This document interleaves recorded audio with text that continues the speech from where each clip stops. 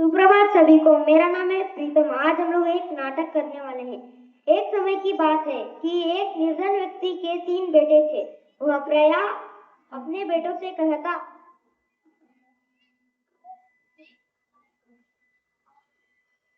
मेरे बेटों, हमारे पास ना तो रुपए पैसे और ना ही सोना चांदी है, इसीलिए तुम्हें एक दूसरे प्रकार का धन संचित करना चाहिए।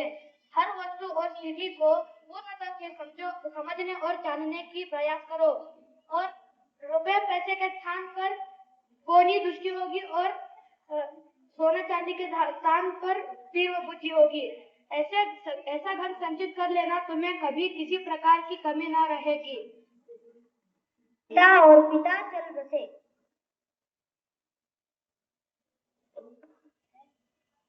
बेटे मिलकर बैठे।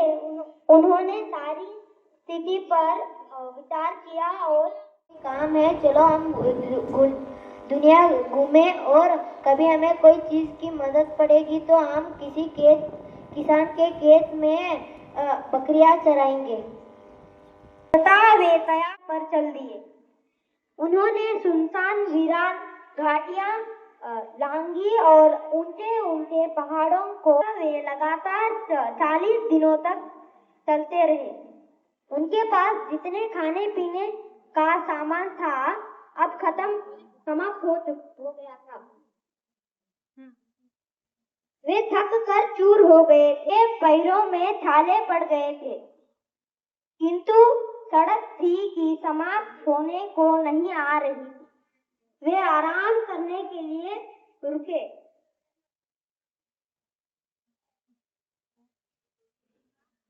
और पुनः आगे चल दिए।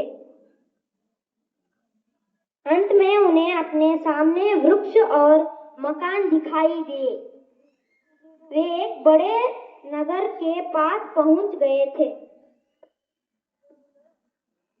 तीनों भाई बहुत प्रसन्न हुए और शीघ्रता से पग बढ़ाने लगे। जब वे नगर के बिल्कुल निकट पहुंच गए तो सबसे बड़ा भाई अचानक रुका। उसने धरती पर दृष्टि डाली और बोला, भाइयों, यहाँ थोड़ी ही देर पहले एक बड़ा सा ऊंट गया है। संभव वह ऊंट एक आंख से नहीं देख पाता था। उस ऊंट पर एक महिला और एक बेटा सवार थी। हाँ, बिल्कुल सही, दोनों भाइयों ने कहा, और वे तीनों फिर आगे बढ़ चले।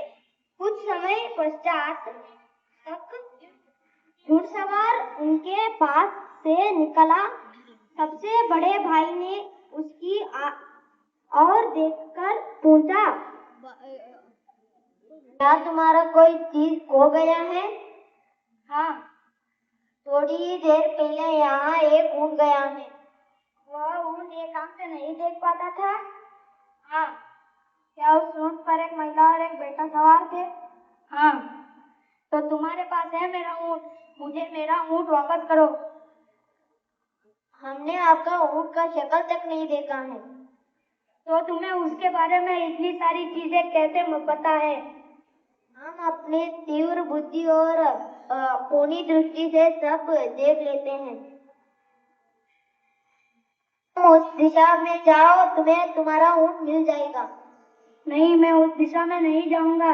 मुझे पता है कि मेरा ऊंट तुम्हारे पास ही है। मुझे मेरा ऊंट वापस करो। हमने आपका ऊंट का शक्ल तक नहीं देखा है। सुनने को तैयार नहीं था। उसने अपनी तलवार निकाल ली और उसे जोर से घुमाते हुए तीनों भाइयों को अपने आगे आगे चलने का आदेश दिया। इस प्रकार वह उन्हें सीधे अपने देश के राजा के भवन में ले गया। इन तीनों भाइयों को सुरक्षा कर्मियों को सौंपकर मैं अपने रेवड़ों को लेकर पहाड़ों पर जा रहा था। किसी कारण मेरा ऊंट, मेरा घोड़ा और मेरा बड़ा सा ऊंट, उस पर मेरी बीवी और मेरा छोटा सा बेटा जा रहे थे। किसी कारण मेरा घोड़ा आगे बढ़ गया और मेरा ऊंट पीछे रह गया। और और मेरा बेटा रास्ता भटक गए। मैं जब उन्हें वापस ढूंढने गया तो मुझे रास्ते में 3 व्यक्ति मिले। मुझे पूरा यकीन है कि इन्होंने ही मेरा ऊँट चुराया है और मेरी बीवी और मेरे बेटे को मार डाला है। तुम्हें क्यों ऐसा लगता है कि इन तीनों ने ही तुम्हारा ऊँट चुराया है? क्योंकि मैंने इनसे इस संबंध में एक शब्द भी नहीं कहा था, फिर भी इन्होंने ऊँट के बारे में सब कुछ बता दिया था।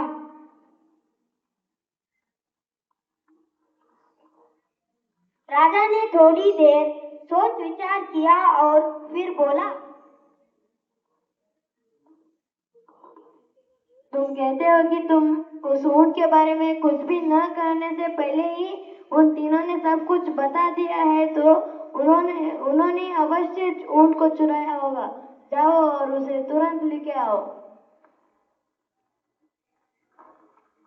ऊंट का स्वामी बाहर गया और तीनों भाइयों को साथ लेकर झटपट अंदर आया। हाँ तो चोरों, बताओ किसने इस ऊँट सवार का ऊँट कहाँ छिपाया है? महाराज, हमने उस आदमी का ऊंट का शक्ल तक नहीं देखा है। हाँ तो तुम फिर उस ऊँट सवार का ऊँट के बारे में सब कुछ विषय कैसे बता दिए? महाराज, हमने अपने तीव्र बुद्धि और अपने पौनी दृष्टि से पता लगा दिया है। क्या किसी को देखे बिना उसके बारे में बताना क्या है संभव है? हाँ महाराज, संभव है। हाँ तो ठीक है, हम अभी सच्चाई का पता लगाएंगे। मंत्री आप।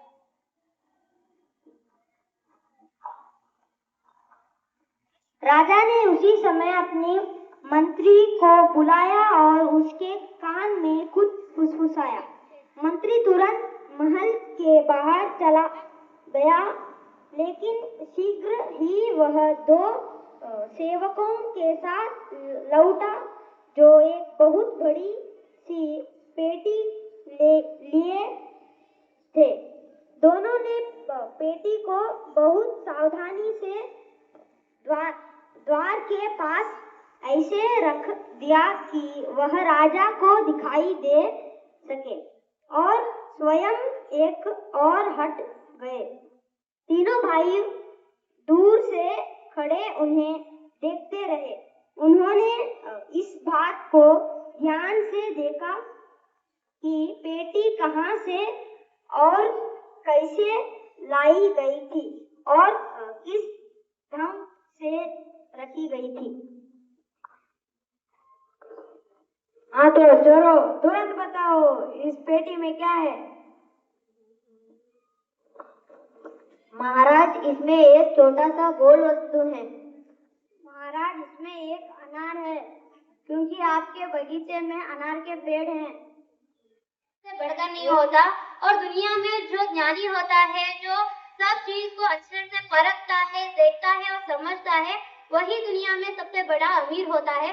तो हमेशा हमें कभी भी पैसे के पीछे नहीं भागना चाहिए, बल्कि हमें हमेशा अपने ज्ञान के पीछे भागना चाहिए। जितना हमारे पास ज्ञान होगा, बुद्धि होगी, उतना ही हम अमीर हो सकते हैं। धन्यवाद।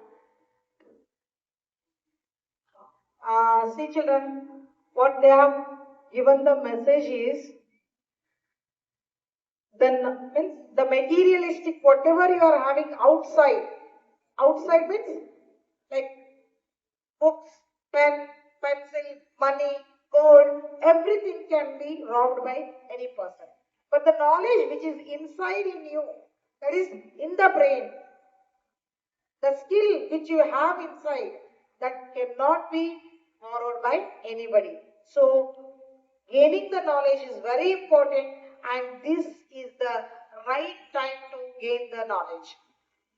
ಜ್ಞಾನ ಗಳಿಸ್ಕೋಬೇಕು, ಪಡ್ಕೋಬೇಕು ಅಂದಾಗ ಮಾತ್ರ ನಾವು ಯಾರಿಂದನೂ ವಂಚನೆ ಆಗ್ಲಿಕ್ಕೆ ಸಾಧ್ಯ ಇಲ್ಲ. ನಮ್ಮ ಮನೆಯಲ್ಲಿ ಇಟ್ಟಿರುವಂತ ದುಡ್ಡು, ಬಂಗಾರ ಕಳ್ಕೋಬಹುದು ನಾವು, ಆದ್ರೆ ಜ್ಞಾನ ಯಾರು ತಗೊಳಕ್ ಸಾಧ್ಯ ಐತಿ? No, never. ಯಾವತ್ತೂ ಜ್ಞಾನ ತಗೊಳ್ಳಿಕ್ಕೆ ಮತ್ತೊಬ್ರು ತಗೊಳ್ಳಿಕ್ಕೆ ಸಾಧ್ಯ ಇಲ್ಲ. ಆದ್ರ ಜ್ಞಾನವನ್ನ ನಾವೇನ್ ಮಾಡ್ಬೇಕು? ಹೆಚ್ಚು ಮಾಡ್ಕೋಬೇಕು. ಹೆಂಗ್ ಮಾಡ್ಕೋಬೇಕು? ನಾವು ಕಲ್ತಿರುವಂತದ್ದನ್ನ ಮತ್ತೊಬ್ರಿಗೆ ಕಲಿಸ್ತಾ ಹೋಗ್ಬೇಕು. ನಮ್ ಫ್ರೆಂಡ್ಸಿಗೆ ಬರೋದಿಲ್ಲ, ಅವ್ರಿಗೆ ಕಲಿಸ್ಬೇಕು. ಕಲಿಸೋದ್ರಿಂದ ಏನಾಗುತ್ತೆ ಅಂದ್ರೆ ಜ್ಞಾನ ನಮ್ದು ಹೆಚ್ಚಾಗತ್ತೆ. ಓದೋದ್ರಿಂದ ಮತ್ತಿಷ್ಟು ಹೆಚ್ಚಾಗತ್ತೆ. ಓದ್ಕೊಂಡ್ ಬಂದು ಮತ್ತೊಬ್ರಿಗೆ ಕಲ್ಸೋದ್ರಿಂದ ಮತ್ತಿಷ್ಟು ಹೆಚ್ಚಾಗ್ತದೆ. ಆ ಜ್ಞಾನವನ್ನು ಎಷ್ಟು ಯಾರು ಹಂಚ್ತಾ ಹೋಗ್ತಿರಲ್ಲ ಅವರೇ ದ ನಾಲೆಜಬಲ್ ಪರ್ಸನ್. ಯಾರ ಕಲ್ತ್ ಕೇಶಿಂದ ನಿಮ್ಮ ಒಳಗ ಇಟ್ಕೋತಿರಲ್ಲ ಅದನ್ನ, ಅದು ಸತ್ತು ಹೋಗ್ತದಲ್ಲ, ಅದು ಯಾವತ್ತೂ ಚಲೋ ಅಲ್ಲ. You should have a knowledge, gain the knowledge, study, earn, take from your teachers, but that has to be knowledge बांटना चाहिए.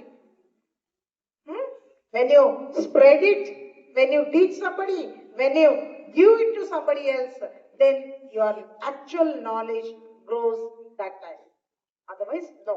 So, good children.